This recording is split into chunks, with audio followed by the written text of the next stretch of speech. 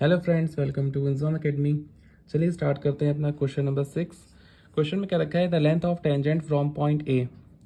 ठीक है, एक टेंजेंट है from point A at a distance 5 centimetre from the centre of circle. तो ये बन गया हमारा सर्कल। अब क्वेश्चन में कहा गया है कि कोई ए पॉइंट है, वो कहीं बाहर पॉइंट होगा आपका। तो इस तरीके से हम लोग बना सकते हैं टेंजेंट। ये पॉइंट हमारा ए हो गया, ठीक है। और ये टेंजेंट है आपकी, क्या है ये टेंजेंट है ए पॉइंट से यहाँ तक इसे टच कर रही है। ओके, इस पॉइंट का नाम रख लेते हैं बी। क्या नाम रख लेते हैं इस पॉइंट का, बी।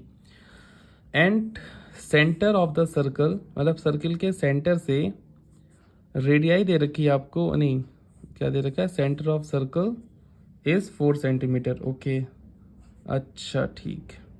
तो इस पॉइंट को रेडियस बना देते हैं, ये रेडियस सर्किल की होगी हमारी, और इसको ज्वाइन करा देते हैं इससे।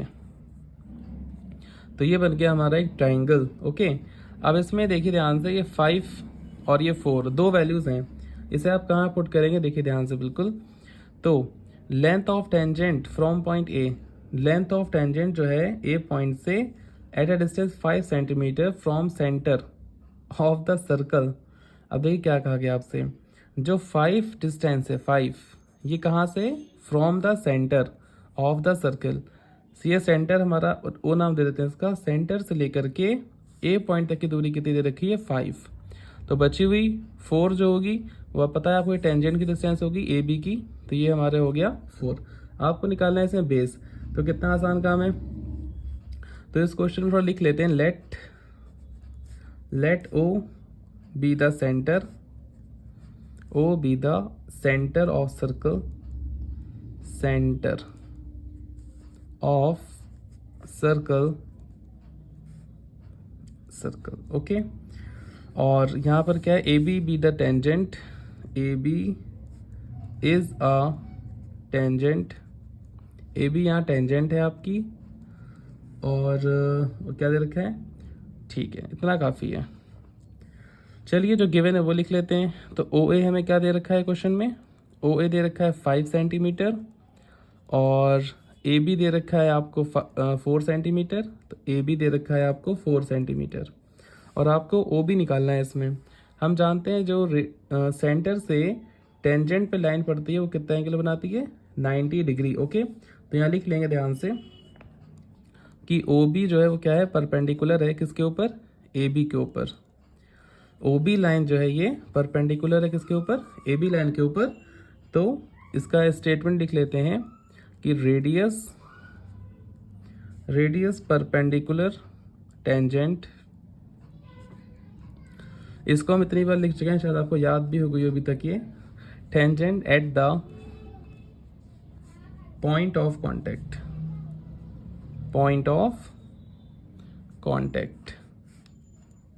तो ये हो गया इसका स्टेटमेंट, कांटेक्ट। इसे ज़रूरी लिखना होता है, इसे आप इसके बिल्कुल भी नहीं कर सकते। ओके, ज़रूरी लिखना है आपको ये। उसके बाद क्या करेंगे,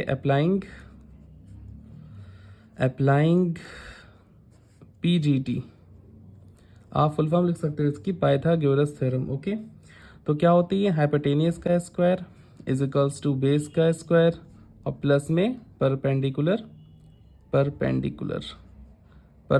स्क्वायर दे रखी है। सबसे बड़ी साइड कौन सी दिख रही है आपको इसमें, 5। तो ये हमारी हाइपोटेनियस रहेगी, तो 5 का square is equals to base, इसमें आपको निकाल लेंगे, सबसे छोटी साइड है तो ओ बी हमको निकालना है यहाँ पे। तो O B square is equals to base ना, ओ बी को मान लिया, कोई दिक्कत नहीं, सबसे छोटी साइड दिख रही है हमको ये बेस, और ये हमारी हो गई परपेंडिकुलर।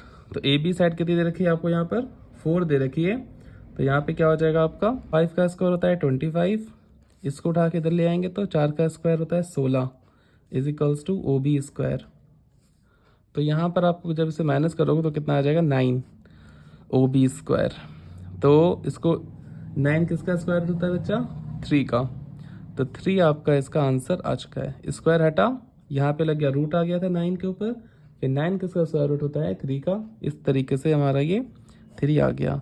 समझ में नहीं आया तो साइड में देख लीजिए, एक स्टेप और बढ़ा देते हैं यहाँ पर। जब स्क्वायर हटाएंगे तो यहाँ पे रूट लगा लेंगे, ठीक। √9 हो जाएगा आपका, फिर ये is equals to O B, और ये वैल्यू होती है 3 की, √9। ओके, आप पूछे सर ये कैसे वैल्यू होती है, इसको भी अच्छा एक और स्टेप में देख सकते हो आप, जहाँ पर लिख सकते हैं इसे हम लोग एक और स्टेप में। आप डायरेक्ट फिलहाल लिख सकते हो, समझा रहे हैं आपको हम कैसे लिख सकते हो आप एग्जाम में। ओके, तो √9 को लिख सकते हैं हम लोग 3 का square with under root is equals to OB। अब हम जानते हैं स्क्वायर से रूट क्या हो जाता है, कैंसिल। तो आप इस तरीके से भी यहाँ पर नोट डाउन कर सकते हैं। ओके, चलिए, तो हमको इसमें यही साइड निकालनी थी रेडियस, और हमारा आंसर ये आ चुका है। ओके, तो कैसी लगी वीडियो आपको कमेंट करके जरूर बताइएगा। Thanks for watching.